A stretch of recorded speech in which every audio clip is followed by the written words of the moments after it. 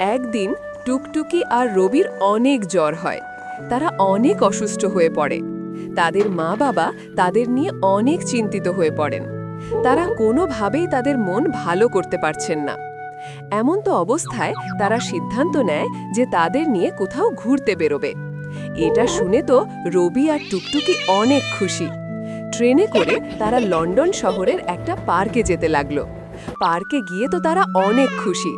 তাদের মনও আর খারাপ নেই। তাদের বাবা তাদের দুজনের ছবি তুলে দিল। টুকটুকি ওপরে দেখে পেল ট্রেনে করে কিছু মানুষ আনন্দ করছে। টুকটুকিও তাতে উঠতে চায়। সে অনেক কান্না করছিল, সেজন্য তার বাবা রাজি হয়ে গেল। কিন্তু ট্রেনে চড়ে টুকটুকি অনেক ভয় পাচ্ছিল। রবি তাকে সান্ত্বনা দিচ্ছিল।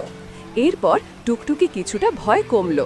তারা সবাই ট্রেনে চড়ে অনেক খুশি। রবি তো খুশিতে আত্মহারা হয়ে পড়ল।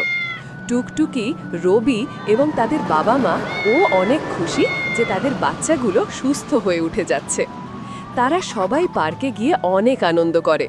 হাওয়ায় মিঠা খায়, ঘোড়াতে ওঠে, দোলনা দুলে, আরও কত কি মজার মজার খাবার খায়। তাদের এই খুশি সত্যি আমাদেরকে অনেক বেশি আনন্দ দেয়। টুকটুকি, রবি অনেক দিন থেকে অসুস্থ হয়ে পড়েছিল। কোনোভাবেই তাদের সুস্থ করা যাচ্ছিল না। কিন্তু আজ তাদের মেলায় ঘুরতে নিয়ে এসে তারা পুরোপুরি সুস্থ হয়ে উঠে যায় এবং তারা বাজার থেকে কিছু কিনে নিয়ে বাসায় চলে যায়। ছোট্ট বন্ধুরা, গল্পটি তোমাদের কাছে কেমন লাগলো?